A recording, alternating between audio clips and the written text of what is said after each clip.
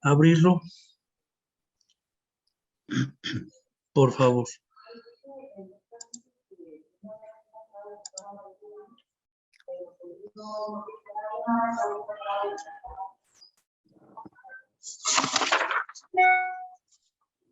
Y ahora que tú nos digas, Ulises. Creo que está viciado tu micrófono. ¿El mío?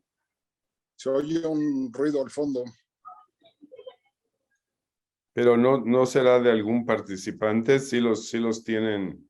Sí, los tenemos controlados, sí. Ah, ok, que ya están entrando. Al aire, ok.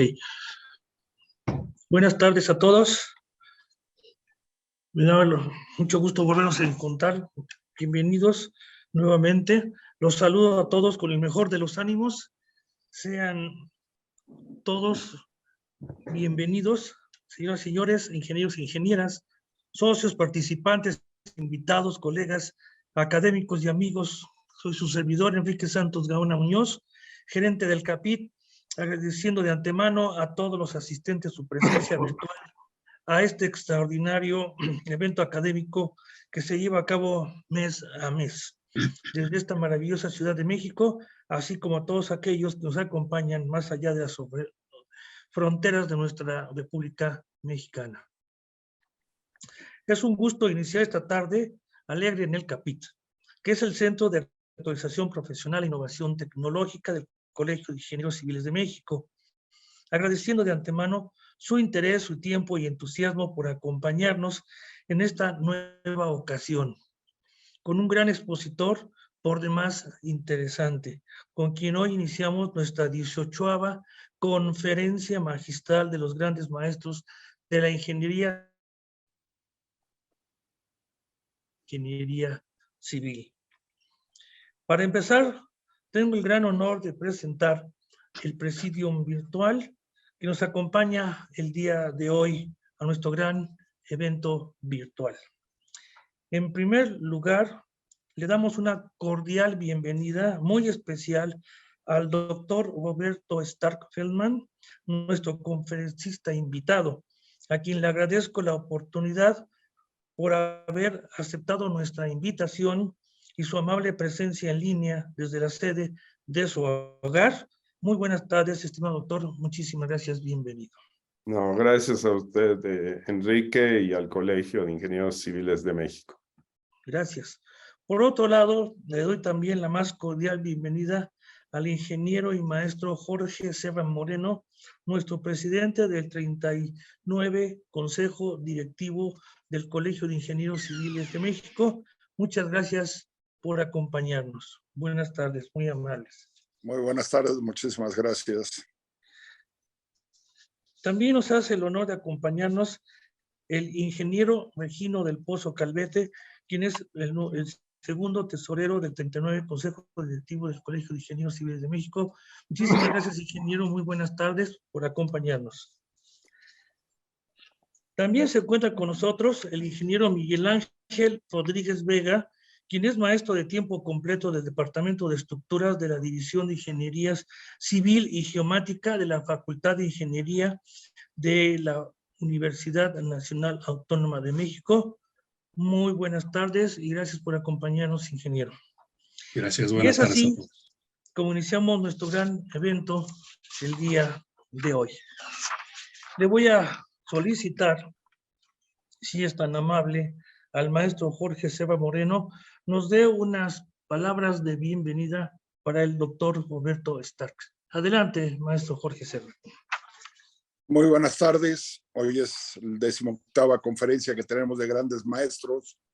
El colegio y el CAPIT están preocupados por demostrar a toda la sociedad quiénes son las gentes que forman a los ingenieros, quiénes nos han formado y quiénes siguen formando. Hoy tenemos un gran invitado, el doctor Roberto Stark Feldman, cuya experiencia es en estructuras, pero ha trabajado en muchas partes del mundo, lo cual nos dice que los ingenieros mexicanos no tenemos límites, podemos trabajar en donde sea si nos preparamos adecuadamente.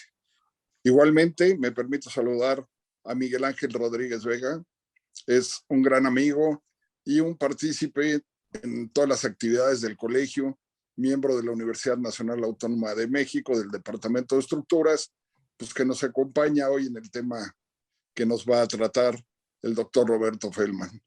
A todas las gentes que nos están viendo, bienvenidos al colegio, aunque sea en forma virtual. Los ingenieros civiles estamos para servir a la sociedad, para detectar cuáles son las necesidades de la sociedad y solventarlas. Hay que ser muy conscientes de la gran tarea humanitaria que tiene el ingeniero civil. Muy buenas tardes y escuchemos las palabras del doctor Roberto Stark. Muchísimas gracias. Muchísimas gracias al maestro Jorge Serra Moreno por sus palabras. Y le voy a pedir también de favor al ingeniero Virginio del Pozo que me haga el favor de darle la cordial bienvenida, por favor, al doctor Roberto Stark, si es tan amable. Adelante.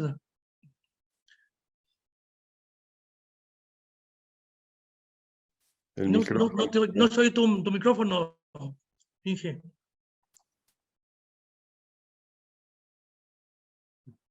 Que no. Ok, no hay problemas, lo dejamos para más adelante. Igualmente al ingeniero Miguel Ángel Rodríguez Vega, si les damos unas palabras de bienvenida inmediatamente aquí al doctor Robert Stark, si es tan amable. Sí, claro que sí. Pues primeramente agradezco aquí al Colegio de Ingenieros Civiles que me dé la oportunidad de estar en este presidium y sobre todo pues estar en lo que es esta serie de pláticas de cátedras de los grandes maestros de la ingeniería civil mexicana y que en esta ocasión, bueno, estamos con el doctor Roberto Stark Feldman, un amigo, un catedrático, compañeros que somos de la Facultad de Ingeniería desde hace aproximadamente. Y bueno, pues hoy nos va a platicar sobre el diseño de las estructuras, sobre todo en el tema de los edificios altos. Roberto, pues bienvenido. Gracias. Gracias, ingeniero Miguel Ángel Rodríguez, por sus palabras.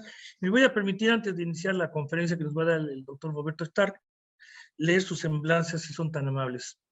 El doctor Stark se graduó en Ingeniería Civil en la Universidad Nacional Autónoma de México y recibió los títulos de maestría y doctorado de la Universidad de Illinois Urbana en Champaign. El doctor Stark se ha desempeñado como diseñador en estructuras y como consultor por más de 40 años. Presidente de la compañía Stark Mars Ortiz SC, la cual hace diseños y asesoría estructural en todo México y a la fecha en 7 diferentes países. Ha participado en la revisión de más de 5,000 estructuras. El doctor actualmente está involucrado en el diseño estructural de los edificios más altos de México. Adicionalmente, el doctor es profesor de la Facultad de Ingeniería de la Universidad Nacional Autónoma de México desde 1979. Fue jefe de la sección de estructuras de estudios de posgrado de la UNAM en el periodo 1988-1992. Es miembro con derecho a voto del Comité 318 del Instituto Americano del Concreto sobre el reglamento de las construcciones desde 1995 y del Comité ACI 374 Diseño Sísmico y del Comité ACI 369 Preparación Sísmica. En el año 2001 se hace acreedor de la distinción de nuestro Fellow del Instituto Americano del Concreto, ACI. El doctor Stark ha impartido más de 1,000 seminarios sobre estructuras en 16 países. En el año 2008 recibió el reconocimiento del ACI por su labor docente en el área de concreto en Latinoamérica. Fue miembro del Consejo Directivo del ACI en el periodo 2015 a 2018. En 2018 se hace acreedor de la medalla Charles Whitney, otorgada por el ACI por sus diseños innovadores en concreto. En el año 2019 se hace acreedor del Design Award, otorgado por el ACI. En el mismo año es nombrado miembro honorario de la Asociación Guatemalteca de Estructuras y Sísmica, AGIES. En el año 2021 recibe el reconocimiento de la excelencia por parte de la sección noreste del ACI. En el año 2022 actual es nombrado miembro honorario del Instituto Americano del Concreto ACI. Con estas credenciales, doctor, pues, ¿qué nos puede esperar de esta gran conferencia que nos va a impartir? Tiene usted el micrófono y aquí el auditorio lo escuchamos. Muchas gracias, doctor Roberto, adelante. Muchas gracias, Enrique. Voy a poner la presentación. Si la encuentro, aquí está. Ok, ¿la pueden ver bien? Sí. Bueno, realmente pues para mí es un honor estar dentro de estas cátedras especiales que se están haciendo y que creo que son muy importantes, porque a veces le preguntamos a los alumnos que quién fue el doctor Leonardo Sebart o el doctor Emilio Rosenbluth y ni enterados están, ¿no? Cuando realmente pues cambiaron nuestra vida y han sido un gran apoyo para todos nosotros, ¿no? Entonces, aquí lo que quiero dar a conocer es que pues ha habido muchos mitos en torno de que si podemos hacer edificios altos, sobre todo con los temblores que ha habido y que creemos que los edificios altos pueden ser más peligrosos, y les diría que es todo lo contrario, ¿no? El sismo, pues ya por su altura y los periodos, la diferencia de periodos entre el suelo y la estructura, pues realmente nos hace ser una realidad, como es el título de la ponencia. Entonces, aquí, perdón. Vemos aquí una gráfica sacada del organismo que se dedica a edificios altos y vemos en azul cómo edificios de más de 200 metros de altura, pues se ha vuelto su número exponencial. O sea, ya es una realidad. Y esa es la definición de edificio alto, 200 metros o más. Si nosotros vemos en la gráfica en color verde, vemos que los edificios de más de 300 metros de altura, que ya se denominan como súper altos, pues también está creciendo, aunque más lento y menor el número de estos edificios, pero ya vemos que también va en aumento. Y obviamente la gráfica se para en 2018 porque, bueno, pues nos llegó la pandemia y tal vez por ahí habrá edificios, pero pues ya no, ahorita ya no, ese dato se ha parado mucho, ¿no? Entonces aquí están las definiciones, el edificio alto es más de 200 metros, el super alto más de 300 metros de altura y el mega alto es más de 600 metros de altura. Y ahora lo que yo siempre hago de reflexión es, bueno, realmente vamos, cuando hablamos de que tenemos la oportunidad de participar en un proyecto de edificio alto, pues siempre estamos pensando en el Burj Khalifa y en el Kingdom Tower, y eso pues no lo vamos a ver, o sea, no es nuestra realidad, ¿no? Ojalá que alguno de nosotros participara en un proyecto de esos, pero la verdad, pues son muy pocos los proyectos tan grandes, ¿no? Entonces, ¿nosotros en qué rango realmente ahorita podría ser realista dentro de México, dentro de nuestra realidad? Bueno, para edificios en la Ciudad de México, en la zona del lago, pues realmente no vamos a ver edificios más de 320 metros de altura. Un edificio entre 200 y 320 ya es una realidad. Más de eso ya tenemos problemas en cimentación por el suelo tan blando y que necesitaríamos una cimentación muy profunda y que ya pues no hay equipos ahorita disponibles para hacer eso, ¿no? Sin embargo, en Monterrey pues ha crecido más que la Ciudad de México. Los dos edificios más altos de México se encuentran realmente en la Ciudad de Monterrey, porque ahí pues no tienen un terreno sobre todo muy duro, y no tienen sismo. Aquí sí tenemos sismo, pero realmente, como les digo, estos edificios no son tan representativos a nivel de, o no les afecta tanto las fuerzas sísmicas como pareciera, ¿no? Ahora, si vemos o enfocamos para redondear un poquito más lo que ahorita les estoy comentando, y ubicarnos realmente dónde estamos parados, bueno, de los edificios más altos del mundo, 60 son en estructura compuesta, 33 en estructura de concreto y solo 7 en estructura de acero. Lo que nos quiere decir que ya no es económicamente viable hacer estructuras de acero. Punto. O sea, que en su momento sí lo fue, porque no había la tecnología del concreto ni tampoco de las estructuras compuestas. Si otra vez nos vamos a los edificios más altos del mundo, 38 de ellos son de 300 metros o menos. 62 de 400 metros o menos. 82 son de 450 metros o menos. Hoy en día en la ciudad de Monterrey se está, que ya empezó de hecho a construirse un edificio de 440 metros de altura. Esa quedaría entre los 20 edificios más altos del mundo, para tener un contexto donde vamos a estar ubicados. Y solo 18 son mayores de 450 metros de altura, que lo cual pues se los dejamos pues a los del Medio Oriente y a los chinos, porque es la única parte donde se justificaría construir un edificio de más altura.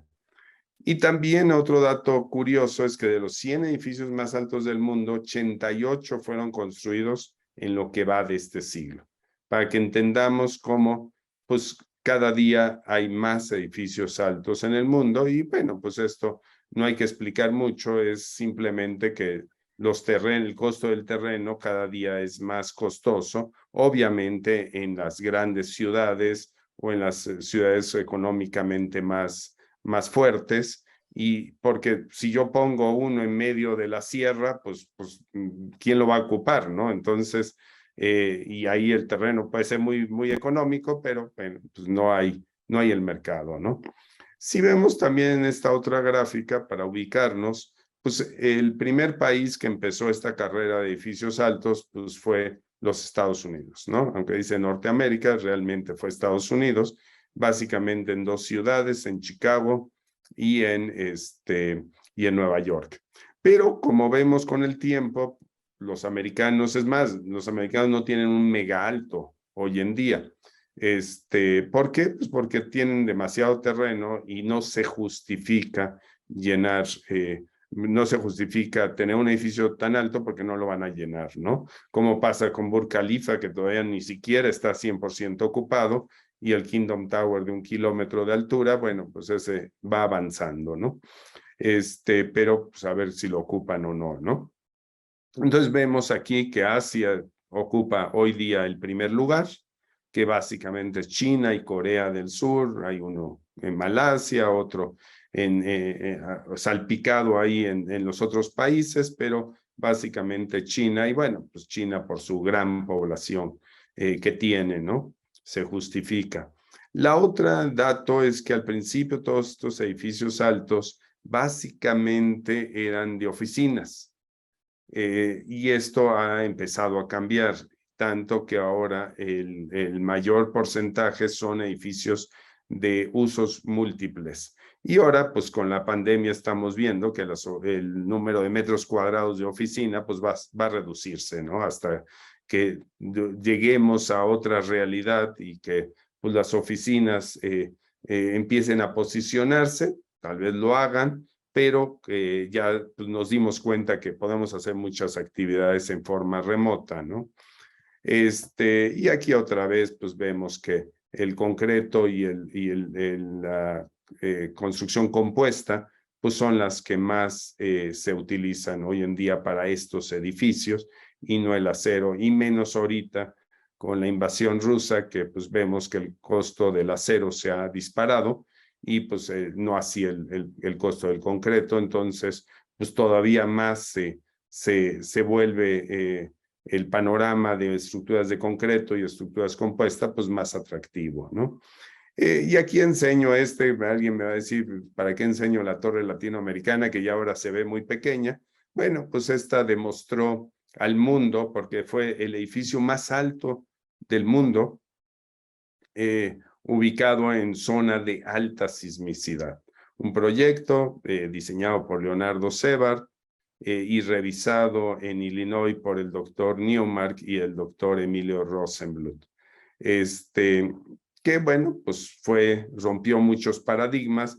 Desde luego fue en una estructura de acero, porque pues no había la tecnología de concreto en esa época, terminado en 56, y ha pasado todos los sismos que también comprueban, a pesar de que tiene 140 metros de altura, que hoy día no es un edificio alto, pero pues ha demostrado que puede soportar sismos sin ningún problema, ¿no?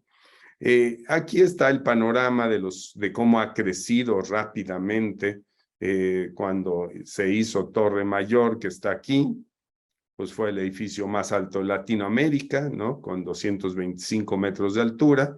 Y vemos que ahora aquí está la torre de Pemex, con 211, y hay todos estos edificios en Monterrey. Este fue en su momento el más alto de Monterrey, 200 metros, el corporativo BBVA, Punto Chapultepec, Torre Reforma, la Torre Mítica, que se acaba de terminar oficialmente, y la Torre Coy en Monterrey, que esta tuvimos la oportunidad de diseñarla, 280 metros, que en su momento fue el edificio más alto de Latinoamérica, hecho 100% en concreto. El único que nos ganaba era la Torre Costanera en Chile, pero la Torre Costanera en Chile es un edificio de estructura compuesta.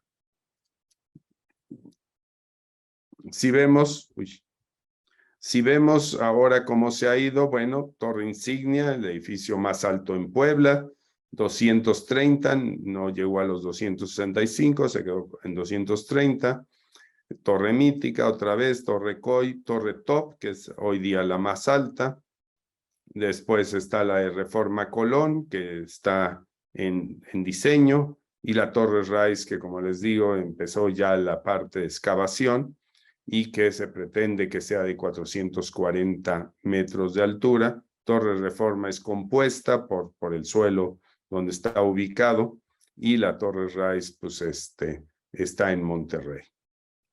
Que aquí está, esta es la ciudad de Monterrey, como vemos, con los edificios ya altos que se empiezan a vislumbrar. Ahorita se están construyendo cerca de 40 edificios entre 40 y 55 niveles, aparte de estos que ya están construidos, la Torre Coy, la Torre Top y la Torre Rice es la única que es un render, ¿no? Para que se vea cómo se vería la ciudad cuando esté construido, ¿no?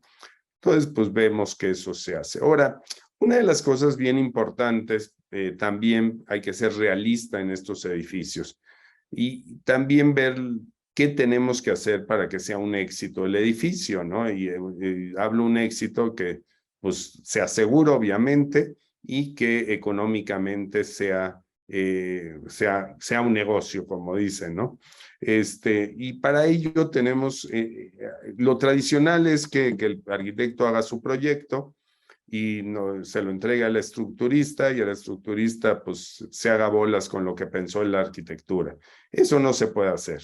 Y eso lo denotó César Pelli en un libro de edificios altos, que decía que si no fuera por la interacción que tuvo con las diferentes disciplinas y principalmente con la estructura, pues nunca se hubieran hecho las Torres Petronas, ¿no? Entonces, tenemos que ver precisamente que todos los actores que están aquí, que incluye desde arquitectura, instalaciones, transportación vertical, que es toda la parte de la determinación de los elevadores, la fachada misma, la estructura y obviamente la construcción, como vamos a ver en varias cosas que voy a comentar. ¿Qué se ha hecho a nivel de tipo de estructuración? Bueno, generalmente pues eran marcos, después se fue marcos muros, que aquí lo voy a poner, que mucho se utilizó edificios más altos, aunque aquí manejan 70 niveles, pues se manejaba con un sistema que se llamaba de tubo, que es hacer la fachada o los elementos estructurales que daban a la fachada, pues lo más rígido posible para que funcionara el edificio como si fuera un tubo, ¿no? O sea, un tubo en cantilever, ¿no? Eso tuvo mucho éxito, así se hizo la Torre Sears, las Torres Gemelas, el Empire State, el Rockefeller Center, etcétera. Y por eso, pues también la arquitectura era muy monótona, ¿no? O era eso, o era una estructura contraventeada como el waterfront de ahí de Chicago, ¿no?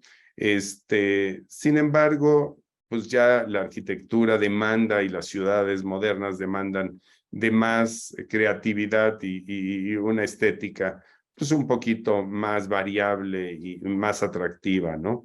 Entonces viene el último capítulo que es hacer un núcleo central o lo más centrado que se pueda y sacar estos brazos que en la literatura o en la, ¿cómo se dice? En inglés se llaman outriggers, ¿no? Que no hay una definición en español, pero bueno, son estos brazos que se sacan. Esa es una manera. Y la otra que también se hace es utilizar la fachada como un elemento de rigidez estructural.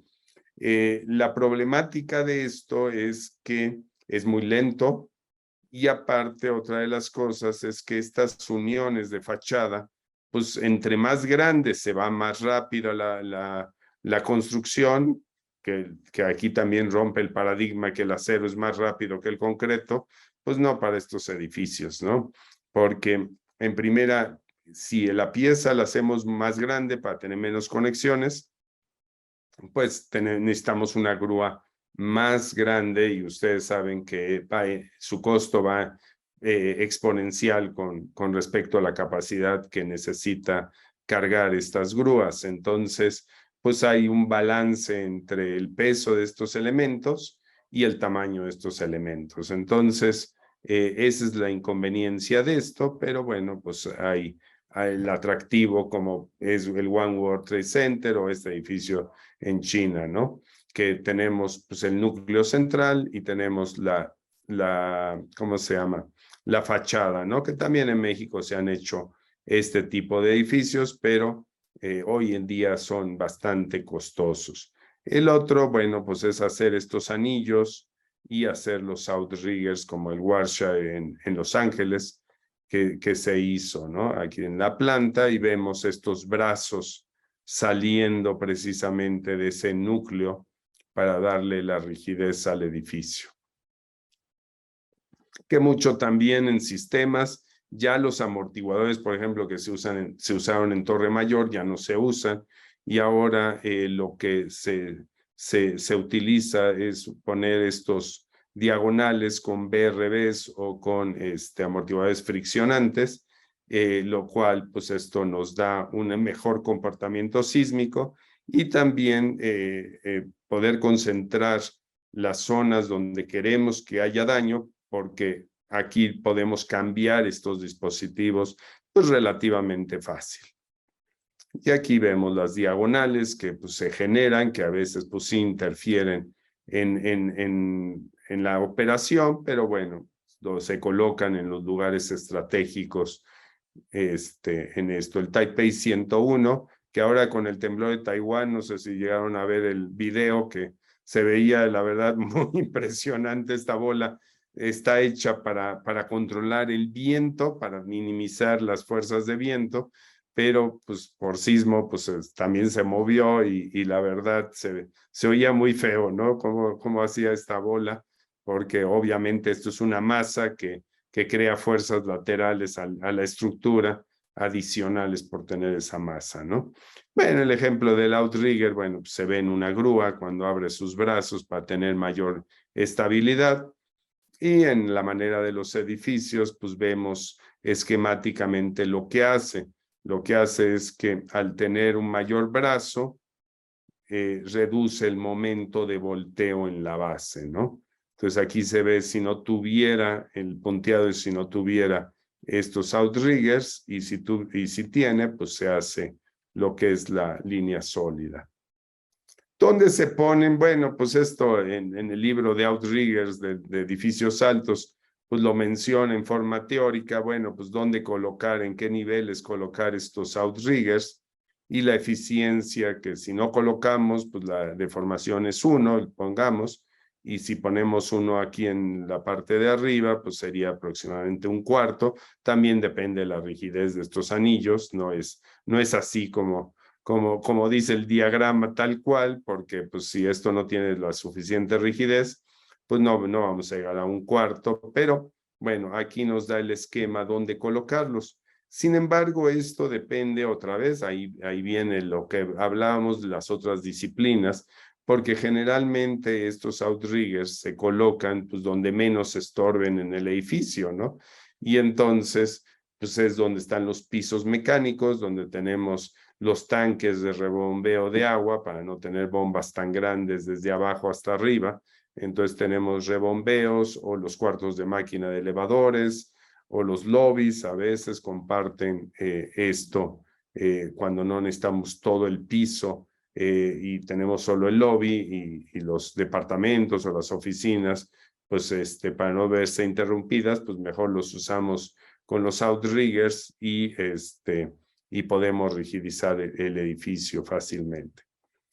El outrigger puede ser directo, o sea, unir con armaduras del muro del núcleo a las columnas, o lo que podemos hacer, o a través de muros, que en el caso de este edificio, que yo con estas columnas le pongo este muro, le pongo este muro y que puedo dejar algunas aberturas. Lo único que hay que tener mucho cuidado con estas aberturas, porque entre más aberturas tengamos, pues obviamente perdemos rigidez y el muro tendría que ser más ancho o en más niveles colocar esto, pues para compensar y tener.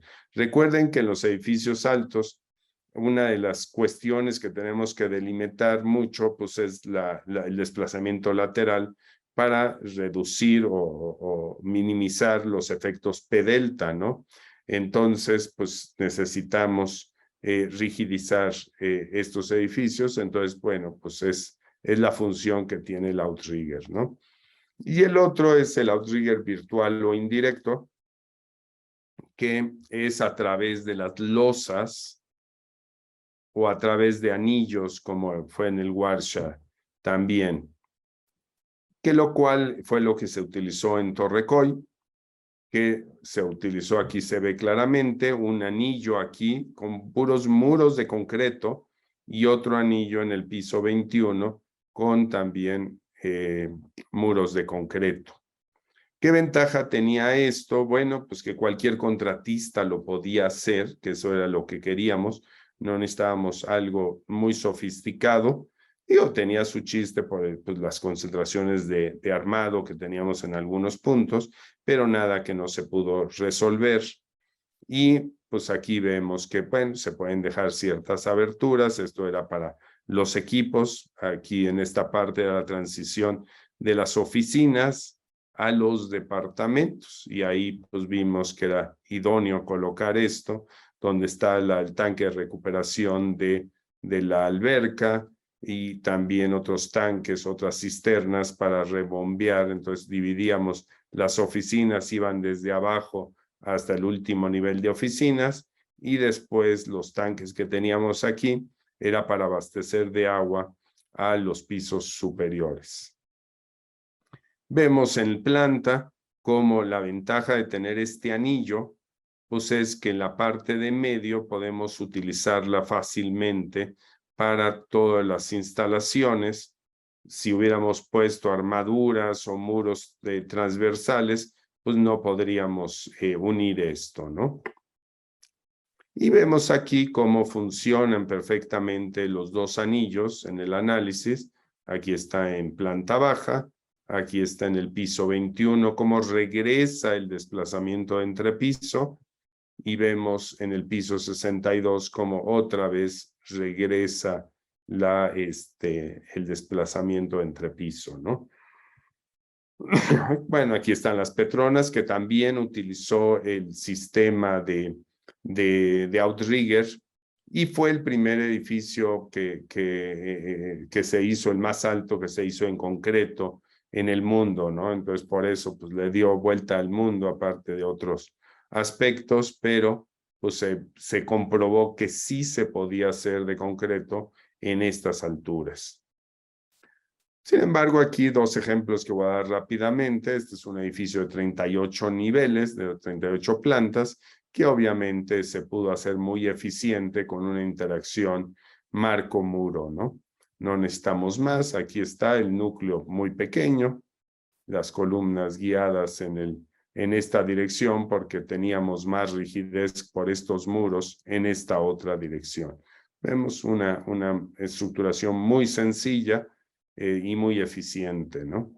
Y este otro, que era un proyecto de César Pelli, que se diseñó en Monterrey, iba también en su momento a ser el edificio más alto de México, perdón, de Monterrey, no de México, porque el Torre Mayor ya estaba construido, pero de Monterrey, y se paró con la crisis española. Iba a ser el corporativo de Santander, y con la crisis española pararon la construcción. Pero también eran 44 niveles y se podía hacer de interacción marco-muro, ¿no? No había necesidad de poner los outriggers. Sin embargo, hoy en día tenemos edificios de 40 a 50 niveles que hemos usado los outriggers, sobre todo cuando son muy alargados, que en el sentido corto pues requiere más rigidez, sobre todo con el viento, pues sopla en el lado largo, que es donde tiene más exposición al viento, y la estructura es en el sentido corto, que pues no hay mucha estructura. Entonces sí llegamos a poner los sistemas este sistema de outriggers para controlar los desplazamientos. Pasamos pues los tres temas que vamos a ver a nivel de cómo se diseñan estos edificios. Bueno, pues hay que considerar desde luego el diseño sísmico, el diseño por viento, y un efecto que es inherente al concreto es los deformaciones, el creep o el flujo plástico y la contracción a largo plazo, pues que tiene el concreto en sus diferentes elementos verticales. Si no tomamos en cuenta, sí podemos tener pues problemas muy graves en su comportamiento. Entonces, pasamos primero con diseño sísmico, que hoy en día tenemos que diseñar todos estos edificios por desempeño. Si nosotros tratamos de utilizar el método prescriptivo de los reglamentos, va a ser excesivamente conservador. Entonces, no es realista, y por eso en la Ciudad de México por primera vez lo incorporó en el reglamento en el 2017-2020. Recuerden que tomó varios años en terminar todo lo que es el reglamento y sus normas técnicas complementarias, y ahí menciona que debemos de diseñar por desempeño, o revisar cuando menos el comportamiento que va a tener los edificios en un análisis no lineal a través de esta metodología en edificios de más de 100 metros de altura, lo cual pues vemos que no es muy alto para que ya lo obliguen a hacer esto. Y la otra que también obliga el reglamento, y eso a nivel mundial, es que cuando se hace estos diseños por desempeño, debe de haber un revisor con el mismo conocimiento que el diseñador mismo, porque la verdad es que aquí estamos muy solos en el diseño, y entonces pues sí tenemos que tener una comprobación que esto está sucediendo bien, ¿no? Entonces nosotros definimos los objetivos, cómo queremos que se comporte el edificio. En los Estados Unidos, pues este panorama es muy fácil, ¿no? Decir, bueno, pues pregúntele al dueño qué quiere, pues que no tenga tantos daños, que incursione un poquito más en la parte no lineal y tenga daños menores, o tenga daños severos, o lo que no se puede permitir es el colapso, ¿no? Desde luego. Pero esto en Estados Unidos es válido, nuestra legislación no lo es. Entonces, si yo le pregunto ahorita a un dueño, oye, ¿cuánto daño quieres que tenga tu edificio? Pues luego me va a decir, pues ninguno, ¿no? Lo cual pues tampoco es realista, pero lo que generalmente hacemos pues es, después de estos análisis, demostrar cómo va a tener su comportamiento pues con los datos sísmicos o el estudio de riesgo sísmico que también deben de hacer, ¿no? Y aquí son las cuestiones. Si yo quiero, esta es la parte lineal del comportamiento, yo incursiono una parte no lineal que los reglamentos, aún en la parte prescriptiva, asumen que va a pasar eso, que va a tener un cierto comportamiento no lineal, pero si yo lo incursiono un poco, va a tener ocupación inmediata. Si le pongo un poquito más seguridad de vida, y prevención de colapso, pues es donde no queremos llegar, ¿no? Ese es el límite de este comportamiento. Para ello, y como vemos, pues los edificios de concreto cada día van a ser pues, más comunes, pues tenemos que utilizar estos valores para agrietarlo. El concreto siempre se agrieta, pero pues con estos márgenes y con estas reducciones de la rigidez para poder hacer los análisis. Vemos también que estos edificios altos pues no funcionan con el primer modo de vibrar, ¿no? Que aquí está, que generalmente pues tienen periodos muy largos o muy grandes, y lo que tenemos que hacer es que si nosotros diseñamos con el primer modo, pues vamos a tener una falsedad, porque vamos a diseñar con unas aceleraciones muy, muy bajas. Sin embargo, el segundo y tercer modo pueden ser tan importantes como el primer modo y estar en aceleraciones mucho mayores. Entonces sí tenemos que tener cuidado. Y vean este edificio que fue un proyecto que se diseñó y que vimos cómo se podía comportar este mismo edificio con dos aceleraciones, tiempo historia, dos acelerogramas, 500 metros de diferencia, para que vean cómo es esto en la Ciudad de México, cómo tiene la diferencia de estos comportamientos tan fuertes. Y también vamos a ver los modos superiores, cómo culebrea el edificio, como yo le digo, cómo se ve que no es como si fuera un péndulo tal cual, ¿no? Y ahí se ve con y a 500 metros de distancia, vean este otro. Entonces es muy importante evaluar con qué sismo se diseña y vean cómo se ven los modos superiores, cómo se ve su influencia para estos edificios. Entonces eso es importante considerar para que no tengamos problemas, sobre todo en los pisos superiores.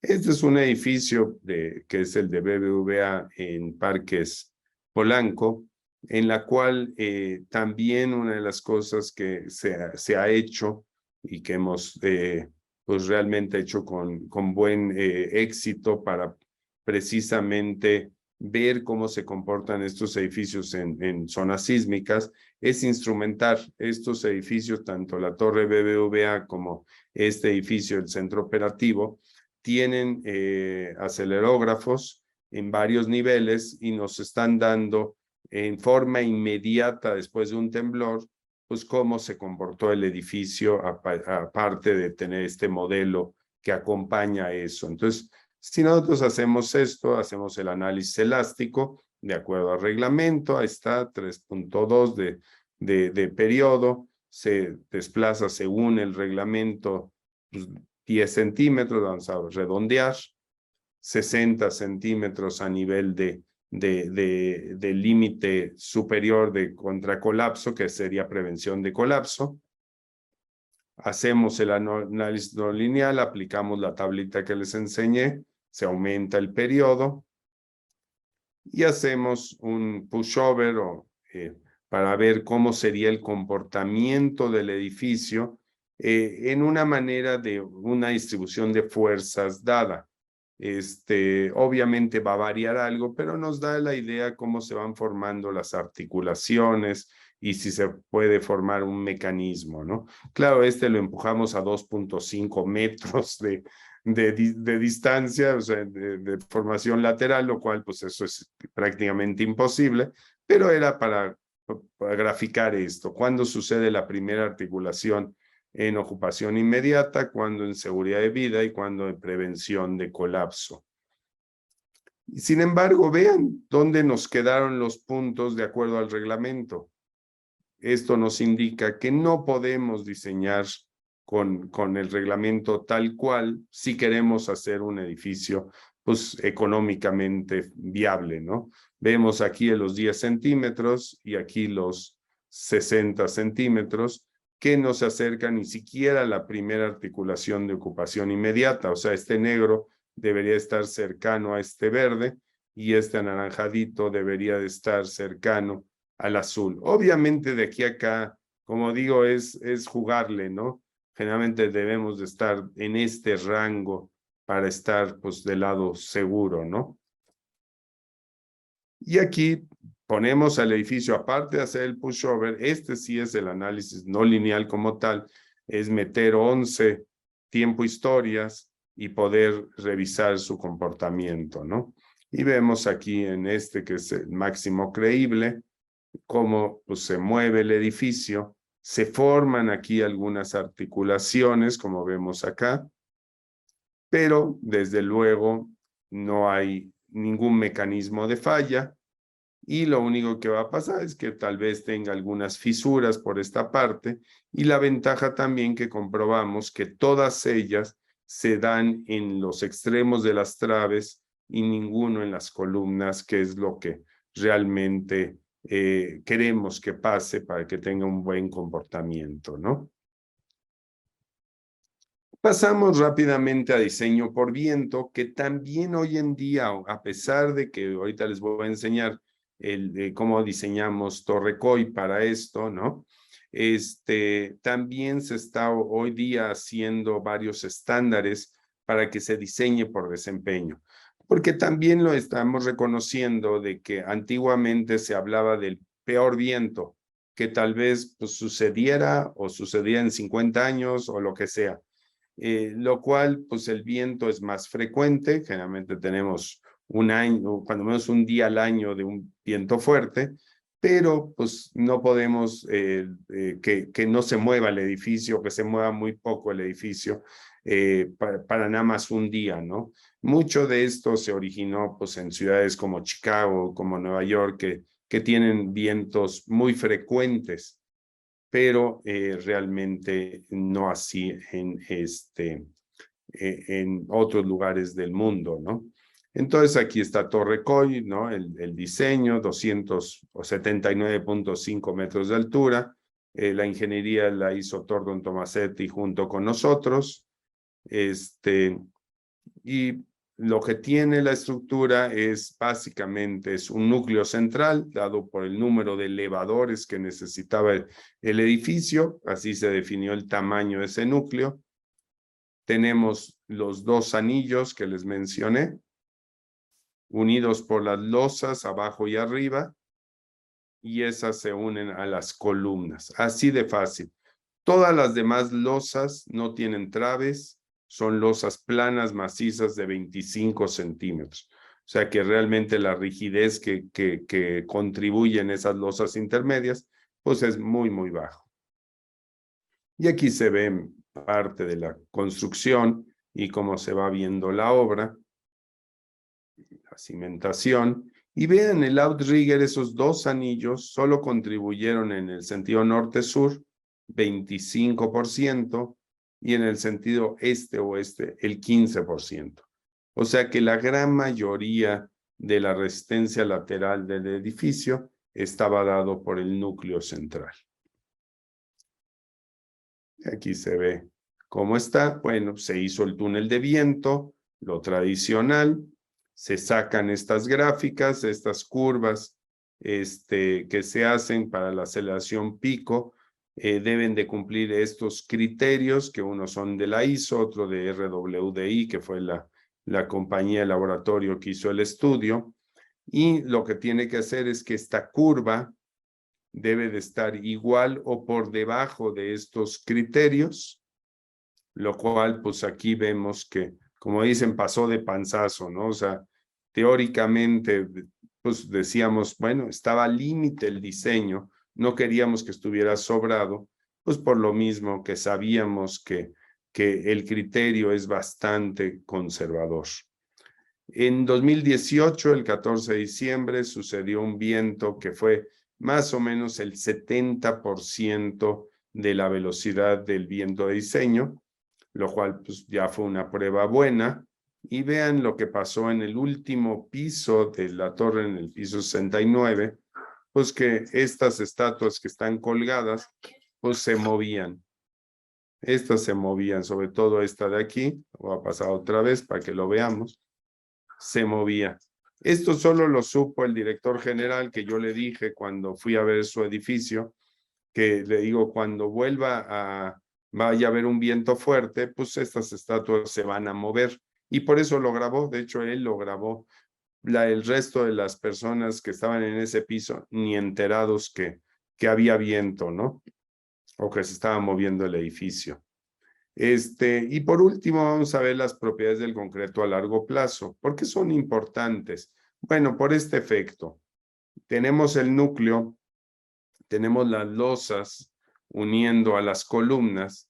Las columnas, por tener menor área y más carga, o sea, mayor esfuerzo, pues se van a deformar más, vamos a decir, más a largo plazo que lo que es el núcleo. Si no tenemos cuidado con esta deformación, pues vamos a inducir fuerzas o momentos adicionales y que si no se contemplan, bueno, pues vamos a tener grietas en esos elementos, aparte que los pisos pues van a estar desnivelados. Y la otra que también tenemos que ver es ¿cómo se llama? El desplome que pueda tener el edificio, si como en este caso pues no era simétrico totalmente en una dirección, pues vamos a tener, y aunque fuera perfectamente simétrico, pues sabemos que las propiedades de los materiales pues no son exactamente iguales, ¿no? Perdón. Entonces, nosotros para esto tenemos que tener en cuenta la velocidad de construcción. Entre más rápido se construya, más grande es este efecto, va dependiendo del tiempo. Generalmente también nosotros hacemos pues un análisis cuando está todo el edificio con todas las cargas. Pues no, porque conforme vamos construyendo se va deformando el concreto axialmente, sobre todo en los elementos verticales. Y entonces pues tenemos que considerar este efecto o si no, sí tendríamos problema. Y aquí vemos claramente en esta imagen pues cómo no es simétrico en una dirección, porque aquí se remete el edificio, en la otra dirección sí tenemos una cierta simetría. Tenemos que saber qué tipo de concreto, qué aditivos le pusieron y todo para poder determinar esto. Y obviamente en la compañía que suministra el concreto nos va a proveer pues de algunos estudios que ellos hacen. Ellos hacen lo del flujo plástico, la contracción a largo plazo, pero pues obviamente en cilindros que no representa, aparte son cilindros de concreto simple, no son con acero que tenga pues dentro el elemento estructural en la realidad y que el acero limita un poco precisamente este flujo plástico. Bueno, aquí están las implicaciones, pues es un desplome por cargas gravitacionales, acortamiento vertical total y diferencial, fuerzas adicionales en el tiempo en elementos críticos, ¿no? Entonces, para ello, la compañía de concreto suministró los equipos porque ellos estaban muy interesados. Era la primera vez que se usaba a nivel masivo concretos de 700, concretos de alta resistencia, 600, 500, y quería ver el comportamiento. Entonces, pues pudo medir. De hecho, todavía en este nivel hay los instrumentos y se sigue midiendo y se sigue deformando. Aunque, como dice, aunque no lo crean, todavía se siguen deformando las columnas axialmente. Y estas fueron las 4 columnas que se escogieron en el piso -5. Esta en el piso 27, esto pues ya está ocupado, ya se tuvieron que quitar los instrumentos, y en el piso 52. Entonces ahí están los deformímetros. El concreto también para estos edificios, pues no necesitamos que la resistencia se logre a los 28 días. Aquí lo que especificamos era los 91 días para resistencia y los 56 para módulo de elasticidad. Entonces aquí los 700 pues no llegaban, la media no llegaba, estaba ligeramente abajo. Ya a los 56 se logró y a los 91 se superó, ¿no? Lo cual, bueno, pues también la compañía del concreto, pues no quería arriesgarse, sobre todo en una estructura que pues iba a ser vista por muchos ojos, ¿no? y no solo nacionales, sino internacionales, porque, repito, este sistema era el segundo, esos anillos de concreto, era el segundo edificio en el mundo que se hacía con este sistema. El primero está en Dubái, lo cual pues también teníamos cierto interés y por eso se monitoreó, sobre todo en propiedades de concreto muy cercano. Y por cierto, yo espero, ya me hicieron el ofrecimiento de una compañía que se dedica a estudios de viento, que van a poner instrumentos igual, acelerógrafos, para medir el comportamiento de este edificio. Espero que se logre. Este ofrecimiento me lo hicieron la semana pasada, entonces esperemos que no se echen para atrás, porque va a ser muy interesante pues, ver precisamente las diferencias de comportamiento, cómo ha sido la torre BBVA y el centro operativo, que vemos que las aceleraciones dentro del edificio son del orden de la mitad de lo que es un instrumento sobre el terreno, lo cual pues, nos da pauta que se pueden refinar los coeficientes sísmicos en futuros edificios. Como vemos aquí, la deformación axial en columnas pues va creciendo. Aquí era poco más de un año y seguía creciendo. Generalmente esta deformación se sigue por 5 años más o menos, y en 5 años empieza a disminuir esa velocidad de deformación. Se vuelve ya menos el valor con respecto al tiempo, ¿no? Y aquí vemos en el piso 27, obviamente tenía menos días cuando se hizo el corte de estas deformaciones, y como les digo, todavía se sigue midiendo a pesar de que ya el edificio tiene cerca de 10 años construido, ¿no? Otra de las características de la velocidad que también mencionamos, y el punto de tener en cuenta la construcción, es que estos edificios, entre más rápido se acaben, pues obviamente el inversionista recupera su inversión, porque pues cuando empezamos desde la cimentación, pues es dar y dar dinero y no ver nada en retorno hasta que pues obviamente está terminado el edificio. Entonces, pues siempre queremos que sea lo más rápido posible.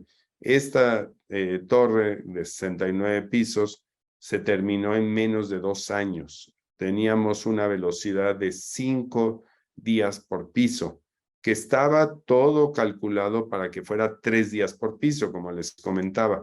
Este efecto de flujo plástico y contracción a largo plazo, pues entre más rápido se dé, más fuerte es esa deformación, ¿no? También en modo de elasticidad, pues vemos cómo los reglamentos, pues como dicen, no le atinan a ninguna, ¿no? O sea, vemos la ACI a nivel el Comité Especial para Concretos de Alta Resistencia, y estas las normas técnicas complementarias, que eran las anteriores, ¿no? No las del 2017-20, y pues vemos que los módulos de elasticidad en general pues fueron bastante mejores de lo que podrían determinar pues las fórmulas de los reglamentos, ¿no? Aquí pues trazamos una línea, como dicen, con el mismo valor que los del ACI trazaron sus líneas, pues no le atinamos a nada, ¿no? O sea, realmente el comportamiento es demasiado variable, pero lo que queremos es que siempre sea arriba de lo que dicen la norma, ¿no? Y aquí es pues una cosa histórica de cómo sacaron la línea mágica del ACI, y pues que vemos también la gran disparidad de datos, ¿no? Y que alguien pues se atrevió a meterle la línea, ¿no? Ahí. Pero bueno, vemos que en el concreto es lo bonito. Como alguien decía, hay que entender el concreto, ¿no? Para poderlo diseñar, ¿no? Vemos que hay mucha variación, sobre todo en deformación, ¿no? Y obviamente el modo de elasticidad, pues es un parámetro esencial para saber pues, la rigidez, ¿no? Entonces, pues así se puede ver, ¿no? Y aquí vemos ya el resultado final, que lo hicimos a 30 años, pensando que Todavía 30 años se seguía deformando. Obviamente puede ser que no llegue a los 30 años a seguir deformándose o va a ser valores demasiado pequeños, pero bueno, quisimos hacer ese estudio y vemos que en la parte simétrica, pues la deformación lateral era de 1.3 centímetros y en la otra que tenemos el remetimiento era de 9 centímetros. Nosotros para tener en cuenta para los elevadores, porque los elevadores pues tienen que correr verticalmente, dejamos una holgura de cerca de 20 centímetros para que por ningún motivo tuvieran que cambiar la cabina, porque esa es la consecuencia cuando hay un desplome, como fue lo que pasó si se acuerdan, en la Torre Banobras, la que estaba en Tlatelolco, que tuvieron que cambiar los elevadores, no solo cambiar, sino los pusieron por fuera porque pues, se desplomó la estructura y entonces los elevadores dejaron de funcionar, ¿no? Entonces vemos, pero también otra de las cosas que hoy día con pues, las paqueterías de análisis y las computadoras tan potentes, pues podemos hacer análisis tratando de meter los datos, en este caso de deformación que teníamos, y vimos que estos valores todavía eran prácticamente del orden de la mitad de lo que aquí se estaba pues, tratando de predecir en los primeros análisis, ¿no? Entonces aquí vemos algunas fotos de la construcción, la cimentación, que obviamente en Monterrey, como les decía, pues el suelo es muy competente. Se usaron pilas de 7 metros de longitud y 4 metros de esta losa de cimentación. Si esto fuera en Reforma, en la zona blanda, pues estaríamos hablando tal vez de 80 metros de profundidad, ¿no? En la zona, pues francamente del lago, ¿no? Entonces, como vemos, pues eso hace una gran diferencia para estos edificios altos, pues que sea más factible, pues hacerlos en Monterrey o hacerlos pues aquí en las zonas firmes, como sería Santa Fe o etcétera, que pues hacerlas en el lago, en la parte de Reforma, pero pues obviamente Reforma pues tiene un atractivo pues muy único, ¿no? Por ser la avenida principal de la Ciudad de México, ¿no? Aquí también usamos ciertas tecnologías como esta para no doblar, hacer el gancho a 90 grados de una varilla del número 12, pues usamos estos cabezas que le llaman cabeza de varilla o conector redondo, que hace esa función de anclaje de la varilla sin necesidad del doblez a 90 grados, lo cual pues también agilizaba mucho y quitaba la congestión. Aquí se ven las losas que les decía, no había traves, solo en una parte pusimos un capitel cuando el claro era mayor. Por ejemplo, aquí no hay capitel porque este claro es menor que ¿no?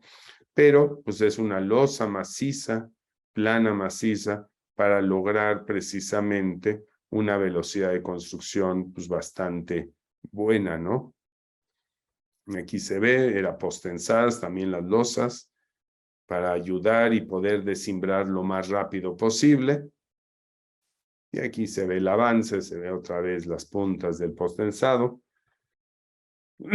Y ya por último, los edificios, bueno, pues todavía en las pláticas anteriores decía, seguía en construcción esto, se tardó 3 veces más que la Torre Coy, o un poquito más de 3 veces, porque aquí usaron anillos, o sea, los outriggers son armaduras, aquí se puede apreciar más o menos, eran armaduras de acero, lo cual estos pisos eran sumamente lentos y tenía 3 aparte, ¿no? Entonces, eso lo hacía muy lento, aparte que usaban un sistema reticular que pues obviamente para estos edificios pues sí se vuelve un tiempo muy grande, ¿no? Para esto. Y este es otro edificio en Monterrey, que también va a ser de más de 200 metros de altura, que ya está la cimentación y bueno, en un futuro se va a ver, este es pabellón M,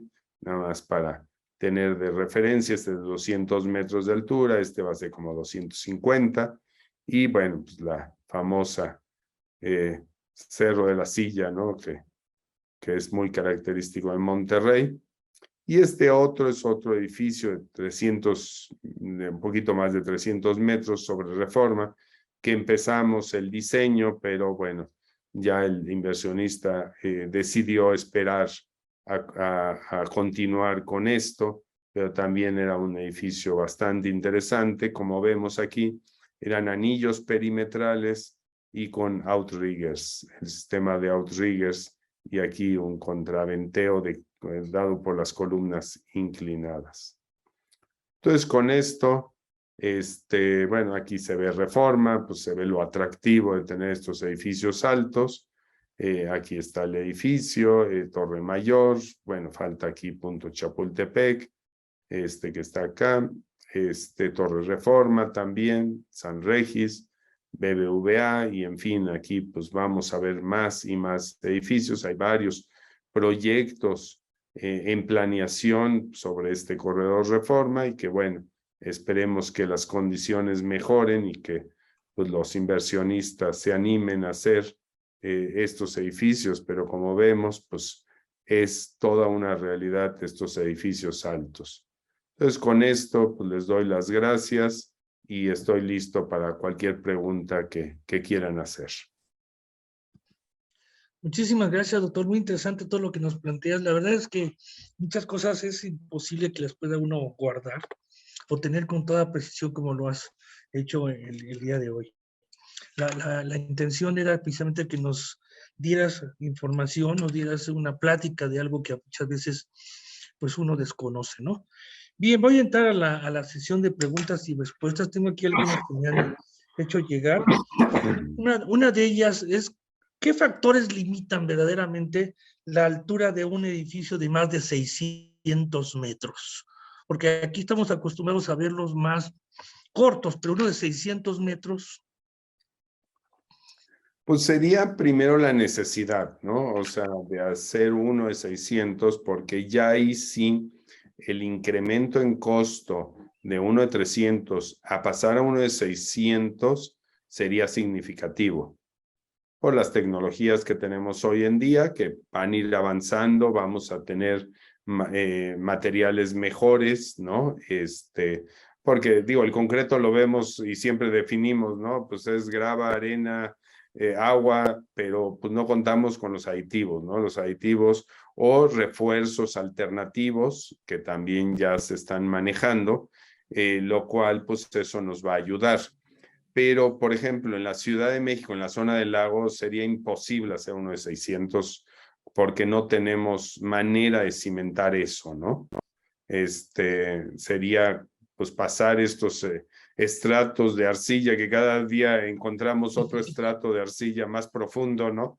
Pues sería muy complicado. En Monterrey posiblemente se pueda hacer, sin embargo, pues ya el costo empieza a ser exponencial con la altura. Y la otra es, pues, de veras lo vamos a llenar este edificio, porque el costo, el sobrecosto que tenemos, pues va a ser trasladado pues, al que lo compre, y tal vez pues diga, bueno, pues la vista de 600 es casi igual que la de 300, entonces, ¿para qué me voy a un edificio tan alto, no? Y entonces sí hay que tener mucho cuidado sobre ello. Por eso les daba los rangos, ¿no? Yo creo que ahorita el edificio que van a ser de 440 metros de altura, pues yo creo que está rascando los límites, y estamos entre los 20 edificios más altos del mundo, que también hay que ubicarnos en ese contexto. Muchas gracias, muy respetable la respuesta. La verdad es que a veces uno piensa que es fácil, ¿no? Uno más es cambiarle un poquito el tamaño y para continuar. Bien. Yo, Bien. como ingenieros, pues claro que nos encantaría animarnos, ¿no? Obviamente, pero pues también dependemos de quién va a dar el dinero, ¿no? Exacto. Los inversionistas también quieren ganar, ¿no? Muy bien. En tu faceta de docente, ¿qué es lo que le recomendarías a las nuevas generaciones, considerando que este es un tema de interés para ellos, porque una cosa es la cuestión teórica que se aprende en la universidad y otra cosa es la realidad y el avance tecnológico. Claro, yo creo que para los alumnos, y siempre se los he hecho énfasis a todos mis alumnos semestre tras semestre, es que aprendan los conceptos, aprendan a pensar. Con eso pueden resolver estas cuestiones, porque todo lo demás pues es información y experiencia, ¿no? Que obviamente en la escuela pues no van a tener la experiencia, solo pues va a ser oír a los maestros lo que les podamos enseñar, pero pues obviamente se necesitan años. La parte de conocimientos pues es información que pueden obtener en varias fuentes, pero es entender la ingeniería estructural, bueno, la ingeniería en general, pero la ingeniería estructural es entender los conceptos básicos, y eso es lo que es más importante aprender en las escuelas, ¿no? Bien, muchas gracias. ¿Podemos considerar que México tiene un rezago tecnológico relacionado por lo que nos has presentado en el mundo y lo que podemos encontrar aquí en la Ciudad de México o en los otros estados de la República? Yo creo que sí hay ese rezago y creo que cada día tenemos que hacer más énfasis a reforzar las universidades. Es fundamental, ¿no? Como yo siempre digo, si creen que la educación es cara, prueben la ignorancia, ¿no? Y lo cual, pues creo que es un factor, ¿no? Sí tenemos rezagos a nivel general, o sea, yo no puedo decir que uno o dos ingenieros pues, sean sobresalientes y puedan estar compitiendo en el mundo, pero queremos más de esos ingenieros, tener en nuestra cuadrilla, como dicen, en nuestro grupo, para precisamente competir. Ahora, una de las cosas que hay que reconocer es que los mexicanos somos ingeniosos por naturaleza. O sea, yo que me ha tocado revisar pues, a italianos, a españoles, a ingleses, a americanos, pues vemos que en general la mayoría de ellos son muy cuadrados, ¿no? O sea, sí se saben muy bien las reglitas, sí tienen acceso a la información, pero a veces les falta precisamente esa chispa que tenemos nosotros.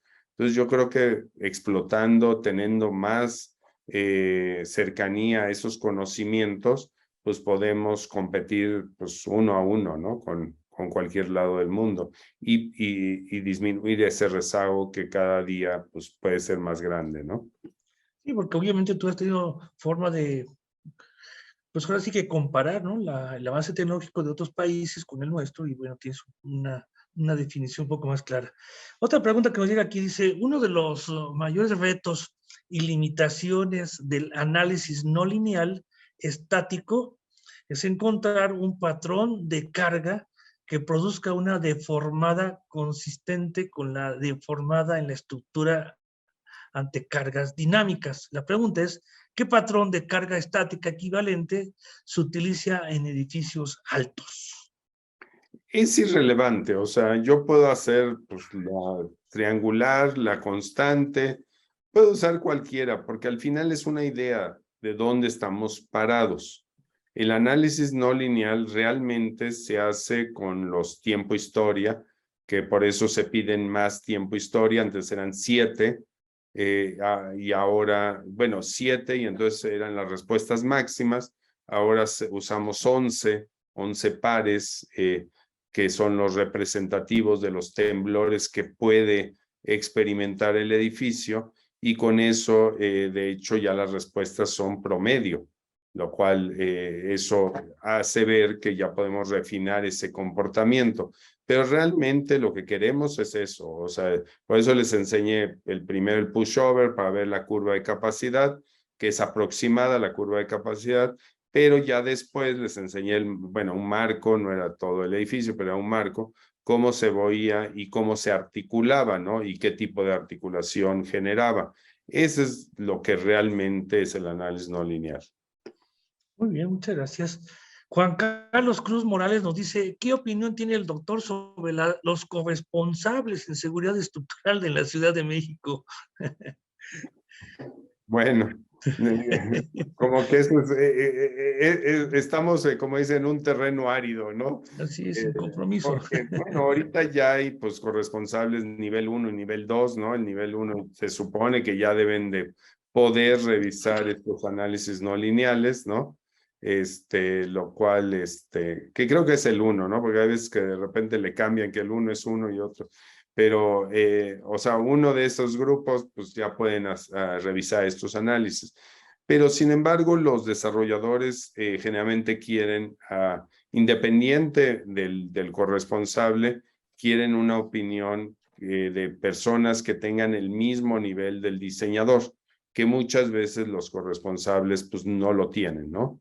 Que eso es lo que creo, si lo tuvieran, pues sería un revisor, ¿no? El peer review que le llaman, que es pues una revisión de pares, ¿no? Y pares significa pues con las mismas conocimientos que el que está diseñando, ¿no? Exacto. Muchas gracias. Pues vamos a concluir nuestra sesión de preguntas y respuestas, pero le voy a pedir a continuación al ingeniero Miguel Ángel Rodríguez que nos dé unas palabras de agradecimiento y por supuesto su mensaje personal al doctor Roberto Stark. Adelante, ingeniero Rodríguez, por favor. Sí, claro que sí, con mucho gusto. Bueno, como comentaba al inicio de esta sesión, de la número 18 de las cátedras de los grandes maestros de la ingeniería civil mexicana, bueno, Roberto lo conozco desde hace 40 años aproximadamente, sobre todo en la parte académica de nuestra Facultad de Ingeniería, en donde pues no solamente has dado clases, sino también has impartido pláticas o conferencias para nuestros alumnos de ingeniería civil, y que si bien es cierto, siempre estás muy ocupado, con mucho trabajo, pero siempre has acudido al llamado docente, siempre nos has apoyado, es lo primero que debo de agradecer y reconocer, así como también tu dedicación a las diferentes materias que has impartido con nosotros, no solamente a nivel de la licenciatura, sino también del posgrado, en donde, como se comentó hace rato, fuiste jefe de la sección de estructuras en la llamada entonces División de Estudios de Posgrado. Y bueno, pues siempre ha habido ese compromiso que has tenido con la Facultad de Ingeniería de la UNAM. Los alumnos, bueno, pues siempre te recuerdan con afecto porque les das las enseñanzas, les enseñas pues precisamente lo que ahorita comentabas, las bases, que son muy importantes dentro de lo que es la ingeniería estructural, y el apoyo que les brindas cuando ellos te preguntan algo en el salón de clases o en los pasillos de la escuela.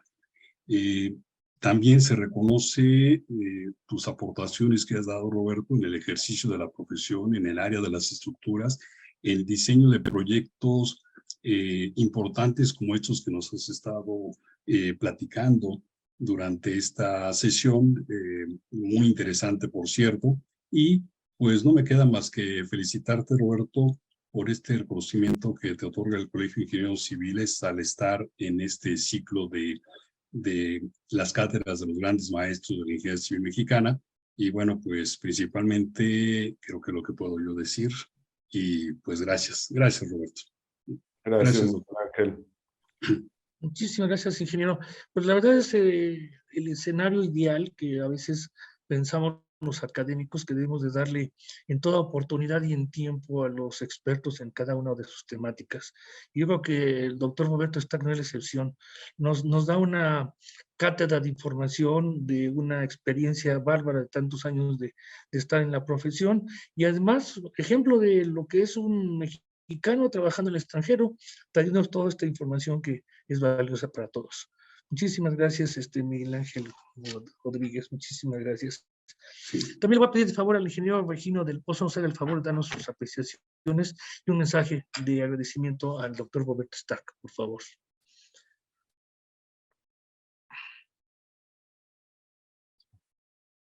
Arregló el micrófono. No te escuchamos, Regino, no te escuchamos. Creo que también sigue tu teléfono. ¿No? Ok.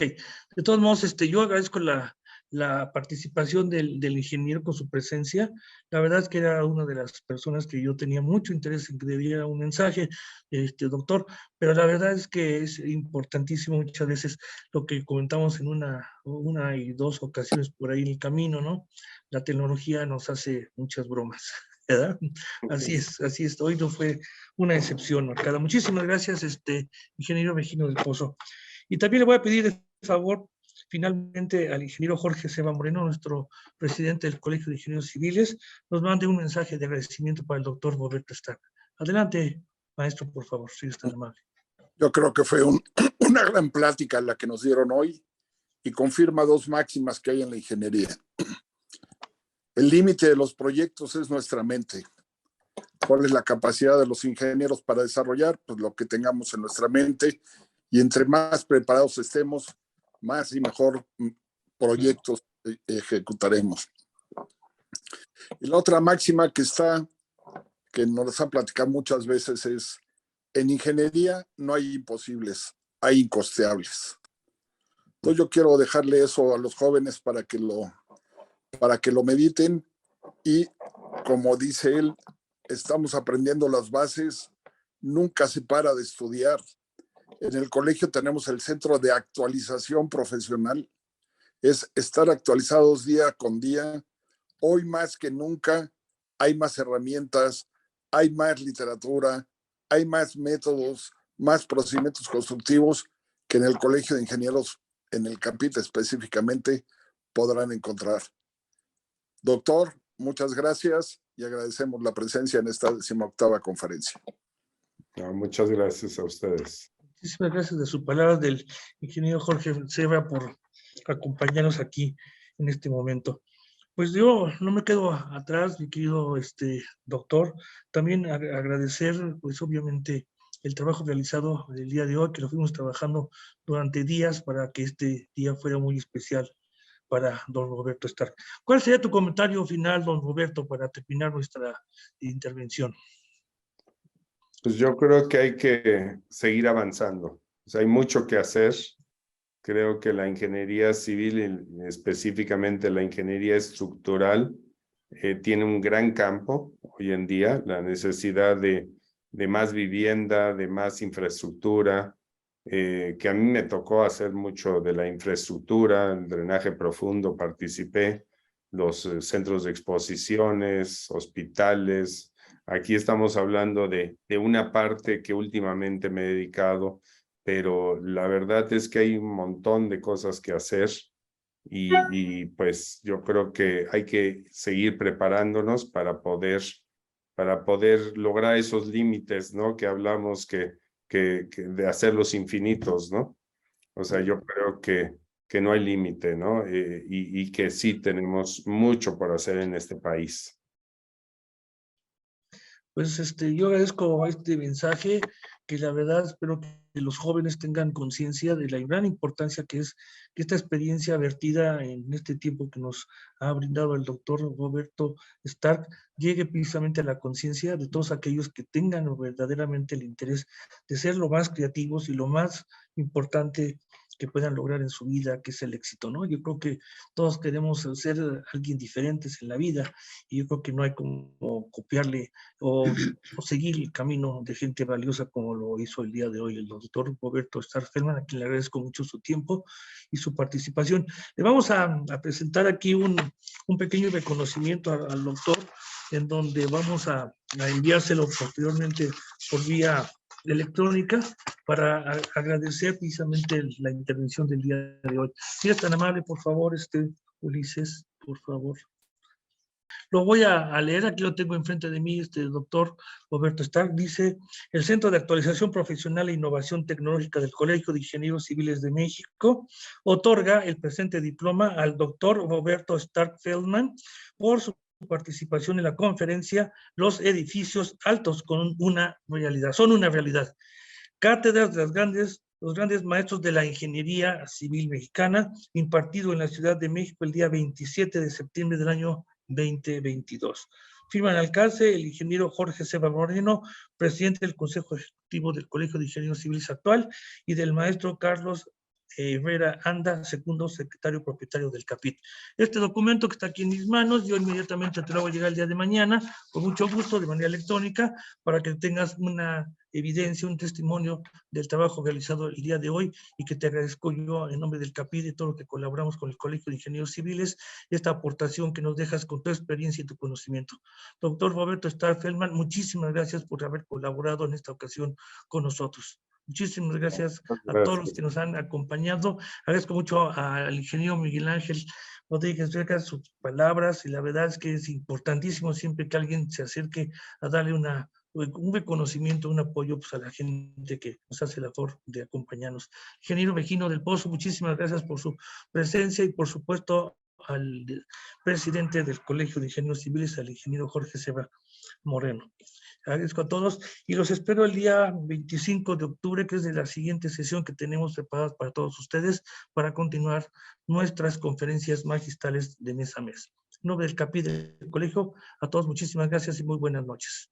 Que descansen. Gracias, doctor Roberto Starr, gracias a todos. Gracias, hasta luego. Gracias. Muy bien. Bye, gracias. Gracias.